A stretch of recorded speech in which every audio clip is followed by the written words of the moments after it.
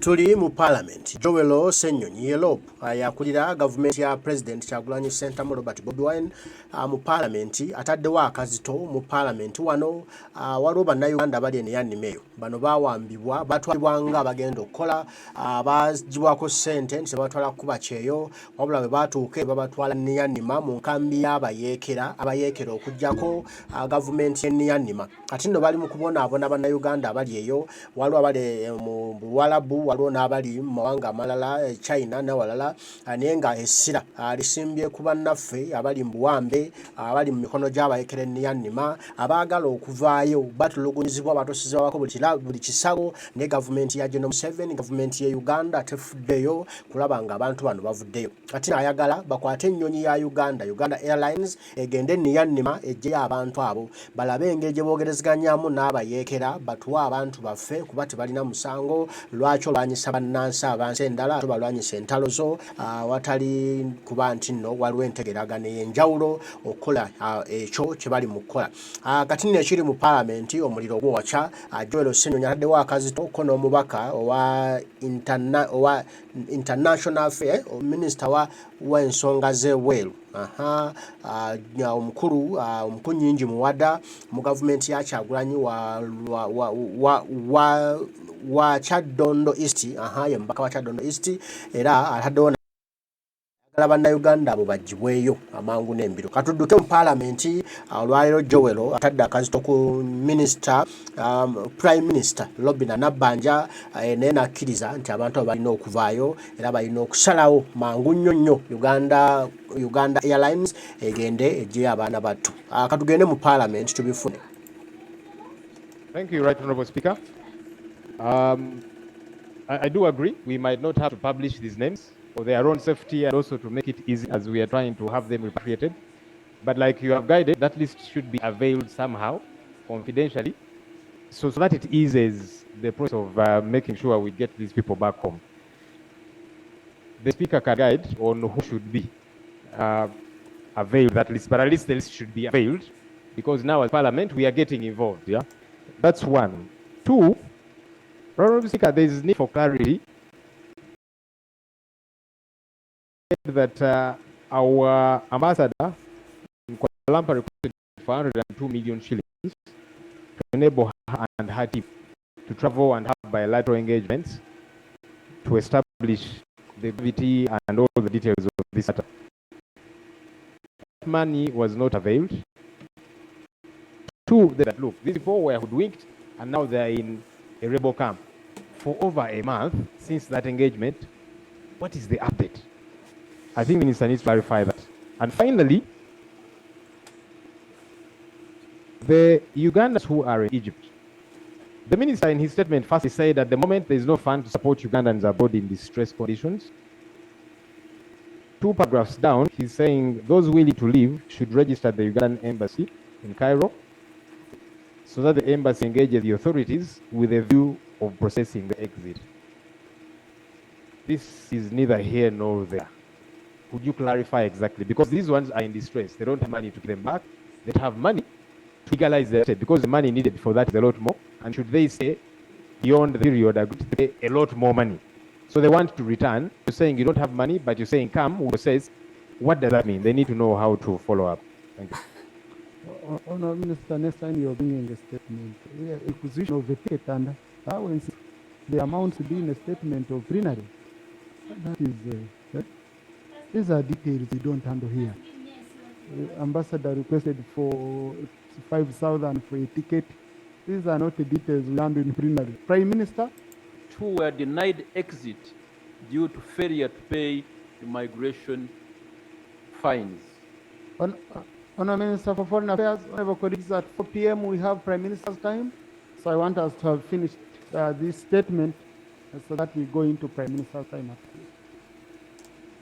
Right Honourable Speaker, colleagues, first of all, allow me to extend my appreciation to you and to members of Cabinet as well as members of Parliament who made it possible for Uganda to successfully conclude the hosting of 19th NAM Non-Aligned Movement Summit and the 3rd South-South Summit, G77 plus China. Right, Honorable Speaker, I'm before you to provide a statement on the welfare of Ugandans abroad, which is one of the most important constraints of our country, particularly taking into account their remittances back home have supported the efforts in the economic transformation of Uganda. To this end, I salute all Ugandans abroad for working tirelessly and support their families back home. Right, Honorable Speaker, some of our colleagues, particularly the Honorable Nkunyinji Mwada, Chadondo East, and Honorable Nganda, Kirapalite, have raised issues concerning Ugandans held hostage abroad. I commend them for being at the forefront of supporting our citizens abroad and also bringing this matter on the agenda of Parliament. I once again commend this Parliament supporting efforts for welfare of citizens abroad.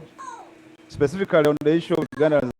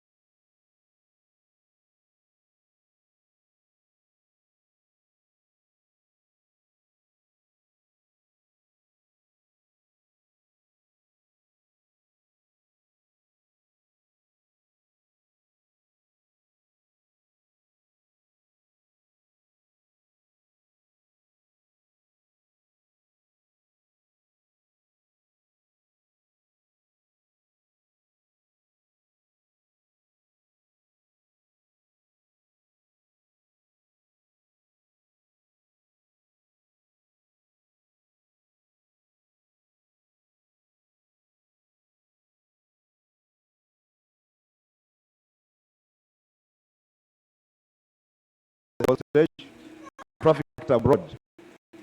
As a way of responding to issues raised here on the floor of Parliament, Honorable Speaker, allow me to provide the following update. Ugandans trafficked to Myanmar since the military in Thailand and Malaysia, and when they embark on the journeys, either by air or boats via the ports of Mombasa, they are received by traffickers at the designated places. They are then transferred to Myanmar via boats or road rebel-controlled areas. Currently, the known records of Ugandans in rebel territories are 30, and their names are known. They are held in 2 camps, namely 16 persons in Bailo compound, Kain State, and 14 in the UK compound. Honorable Speaker, the Right Honorable Prime Minister, after receiving social media reports in December 2023, convened an interagency meeting on the 9th December 2023 and discussed avenues on how to secure the release of Ugandans. The Right Honorable Prime Minister guided that Ugandan ambassador in Kuala Lumpur, Malaysia, travels to Myanmar and engages the authorities to ensure the release of Ugandans. The Right Honorable Prime Minister also guided that the Ministry of ICT and National Guidance start disseminating information, preferably via social media platforms, alerting Ugandans of dangers of human trafficking and the scams perpetrated by traffickers by deceiving Ugandans of jobs in Asian countries and all Middle East. They also directed that the police undertakes investigations to identify traffickers and prosecute them accordingly. Honorable Speaker, pursuant to this guidance by the Prime Minister, the Ugandan ambassador in Kuala Lumpur requested for Uganda shillings 102 million to enable her and team to travel and hold bilateral meetings with relevant authorities. The constraints of resources notwithstanding, myself and colleague ministers held multiple bilateral meetings on the sidelines of NAM Summit in Kampala. More specifically on the issue of Myanmar, I held bilateral meetings on 16th January 2024 with His Excellency Yu Than Su, Deputy Prime Minister, the Minister, Union Minister of Foreign Affairs of Myanmar, and this matter was extensively discussed. It was agreed that Uganda and Myanmar establishes bilateral relations and create cooperation frameworks in immigration and anti-trafficking and anti-human trafficking, among others. The Myanmar Foreign Minister also undertook to waive any fine and criminal cases that would have been preferred against those Ugandans. Number two, Ugandans in Egypt. In September 2023, the Egyptian government directed that all foreigners who are staying irregularly and illegally must regularize and legalize their stay by December 2023 or else leave the country. This 3-month grace period has now been extended to 15th March 2024. It is unlikely that this period will be extended.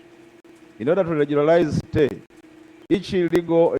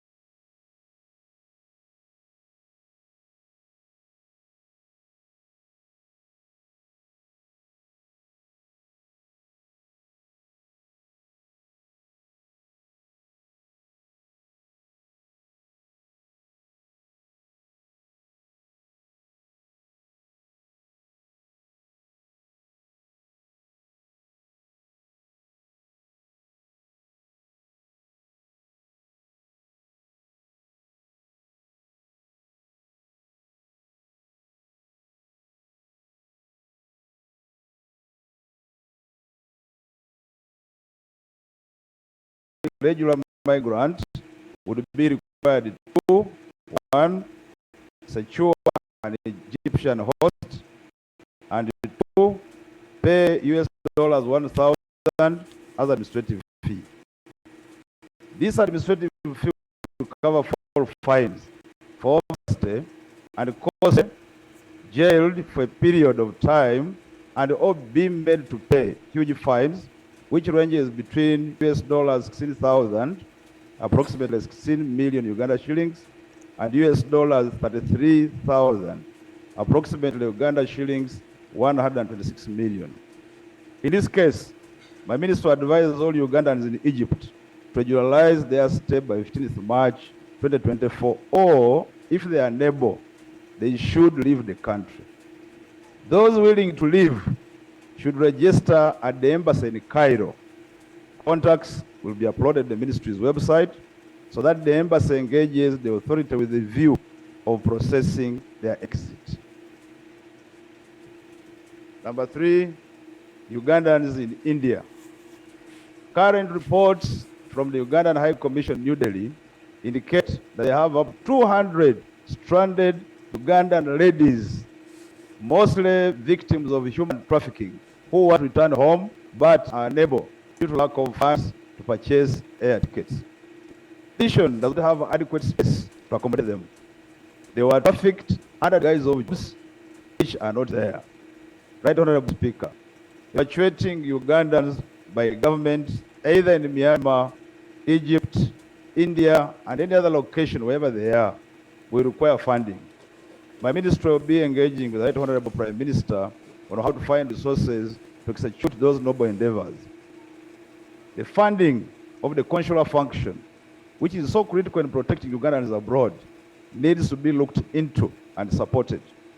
It is in this regard that we find the proposal by Honorable Ssenyonyi Atade for establishing a migrant or consular protection fund appropriate. And this will enhance my ministry's capability and Ugandan missions abroad capacity in delivering timely consular protection. Lastly, Right Honorable Speaker, I wish to emphasize that our diplomatic missions are unable to provide financial support to Ugandans abroad who find themselves in serious difficulties but they exert all efforts to locate and provide consular assistance.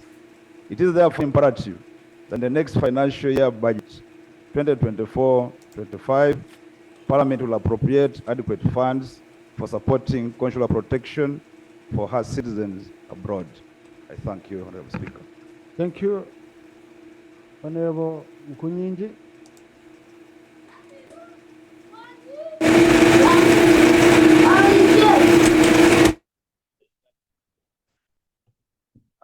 Thank you, Right Honorable Speaker. I want, on the onset, Right Honorable Speaker and members, to thank the Minister for the partial honesty, because the statement confirms that actually Ugandans are detained by rebel groups in Myanmar. Secondly, that the Ugandans detained across the diaspora, mostly in the Middle East. I only wish to state that I thought the full minister, Jerry Jodong, would have used this opportunity to come and make a maiden speech. He may even be reshuffled before making a maiden speech on such a critical matter. He has not appeared for the last 2 years. Now on the statement, Right Honorable Speaker. Is there a reshuffle, Honorable? Are you planning a reshuffle? Honorable Speaker, good governance requires a change of guards. Just proceed, Honorable. Right Honorable Speaker, responding to the report, one, on matters of NAM and G77 plus China, as mentioned by the Minister in his preamble, I presuppose that may require a comprehensive statement to this House, not hiding it under the cover of this response. Thirdly, Right Honorable Speaker and colleagues, the statement purports to leave the role of giving travel advice to the Minister of ICT. Our embassies and the Ministry of Foreign Affairs cannot abandon this noble duty. Whereas there might be insecurity in different parts of the world, but the Ministry of Foreign Affairs and our embassies ought to give regular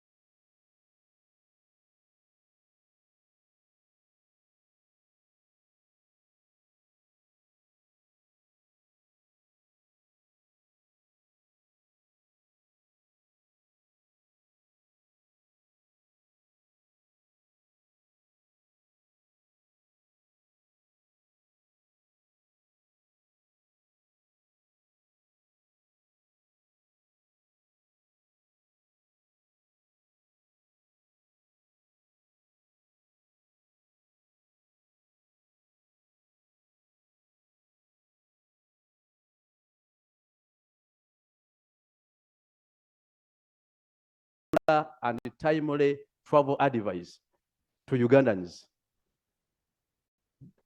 Equally, on the number of Ugandans detained by rebel groups in Myanmar, the minister has mentioned a figure of 30 without a methodology. But it was to add that actually there are several. Lastly, Second last, right, Honorable Honorable Speaker. colleagues, let's listen to a honorable colleague. If you want to speak, you ask for permission, I'll give you a chance to go on the microphone and you Yes. go on record. Honorable. Thank you, Honorable Speaker. And actually, their minister spoke. Now I'm a shadow minister. This is our position as opposition. We beg you, it is for the interest of our country and Ugandans. On the number of Ugandans detained in India, the 200 who are stranded, we find the estimate of the minister very shallow and dishonest. You cannot say that Ugandans in India and those in Egypt are on their own and they should find the means of returning on their own. These are Ugandans under distress. Uganda has a national carrier, a Uganda airline. When it comes to repatriating Ugandan nationals who are stranded and distressed abroad, let's discuss it with the boldness and with honesty, not just focusing on just offering answers. These are Ugandans who are detained. We have a national carrier which does not even make profits. But at least we can utilize it to repatriate and support our stranded nationals. Lastly, Right Honorable Speaker and members, on Ugandans who are stranded and detained in Egypt, the minister was open that he cannot recollect the number. But I want to state so many Ugandans are in detentions in Egypt and in other parts of the Middle East. But nevertheless, when it comes to the policy measures, we talked about a fee of 500 that has been made compulsory for them to pay.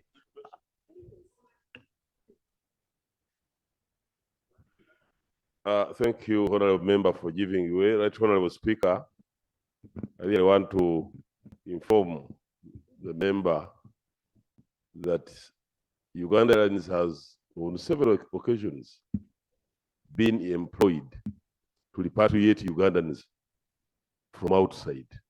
So it's not something that cannot be done, that has never been done, that cannot be done. Thank you. Thank you.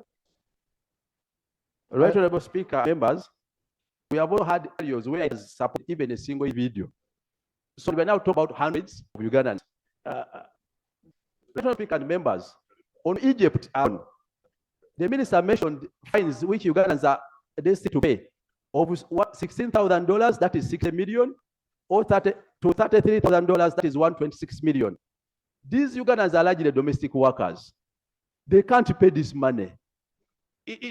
We are questioning ourselves for all this long. Where was the Ministry of Foreign Affairs to either give advice to Ugandans or engage countries in the world, including Egypt, on better bilateral treatment and bilateral relations, especially labor-related treatment?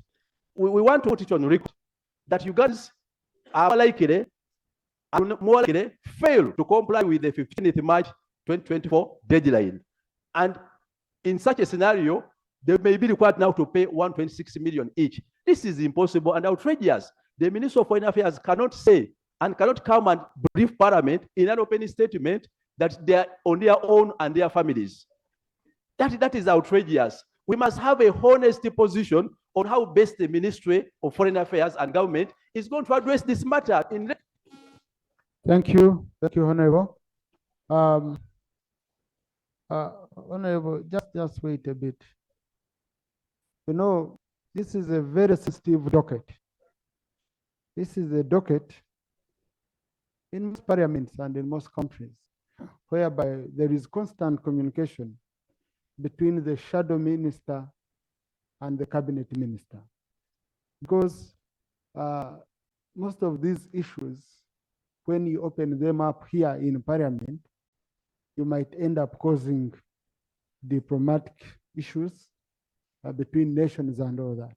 So to begin with, I want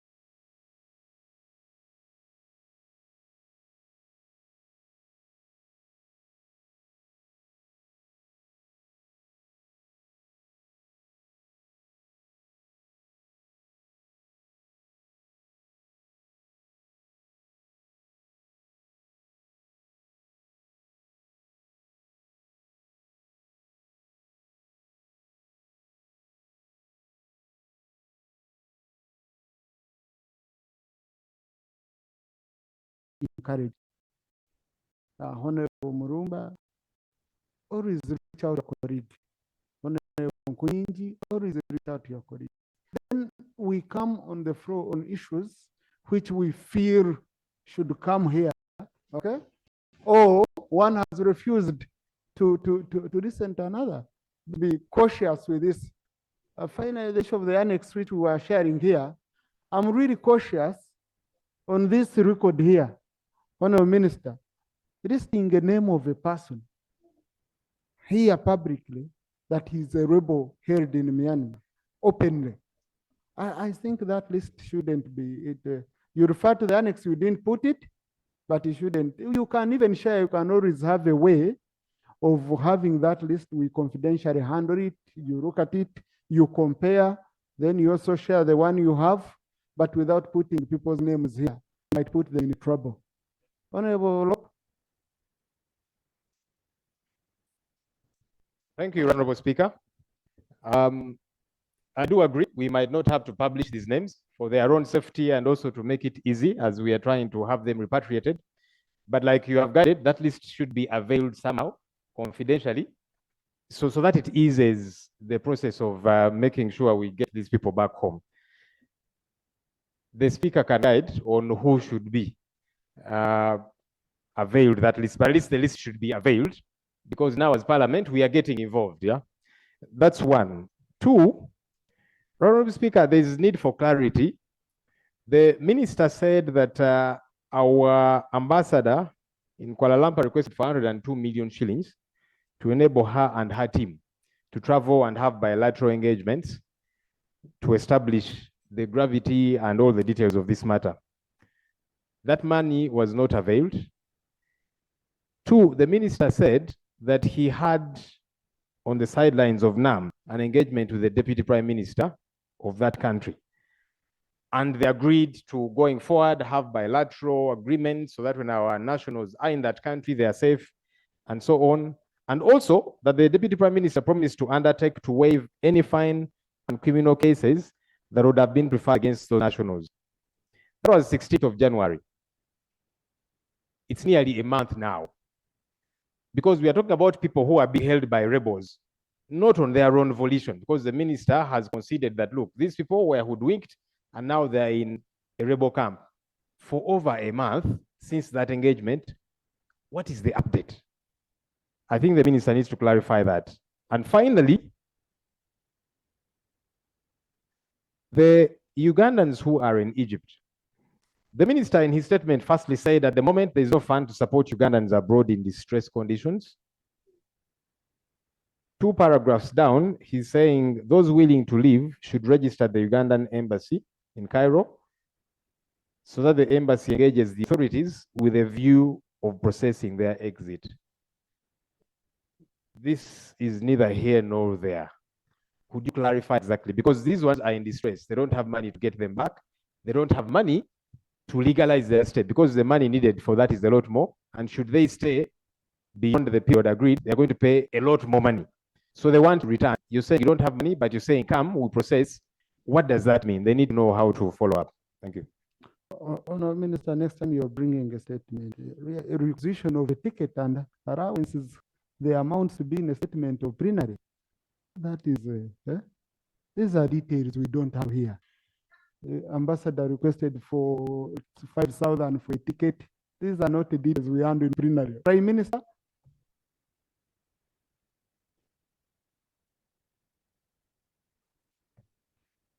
Right, Honorable Speaker and colleagues, I want to thank the Minister for the statement and all the speakers, including the SADO Minister. The issue of our youth being stranded in Myanmar came to my office in October. We had meetings.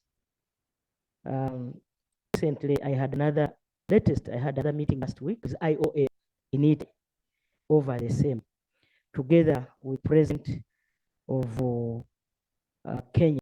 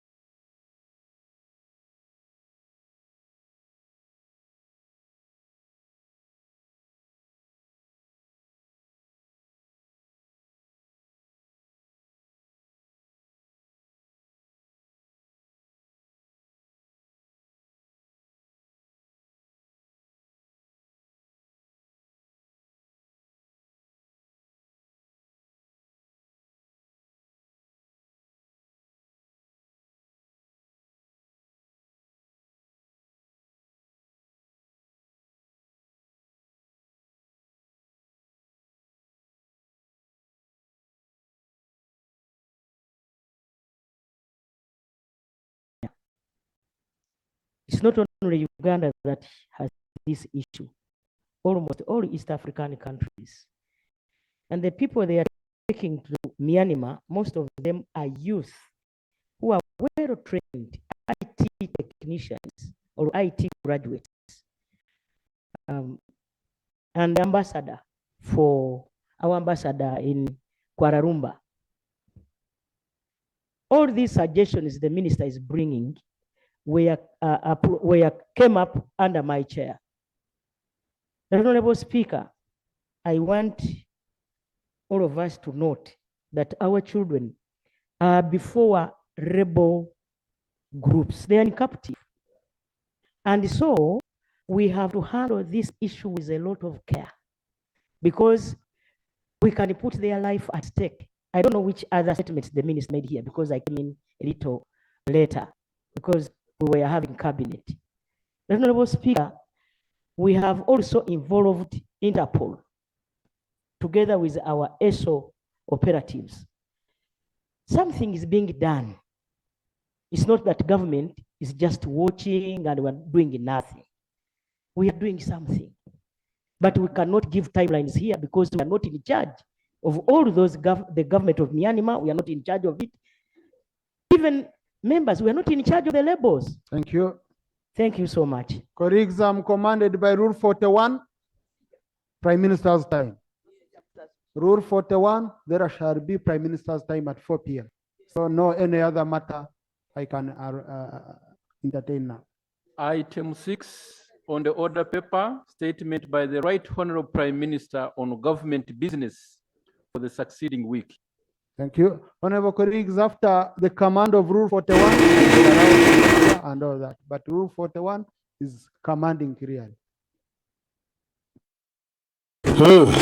Byebyo mubiwulidde bulungi ebya Sabaminisita Nabanja Neyevuma Nkunyingi Muwada ne Minister ku bannayuganda baganda baffe ababonaabonera ennyanima. Kale tuyongere okusaba n'okulwana ennyo okulanga eggwanga laffe litereera bannayuganda basobole okuba nga bafuna emirimu wane waka ate basobole okuba nga basobola okutambuza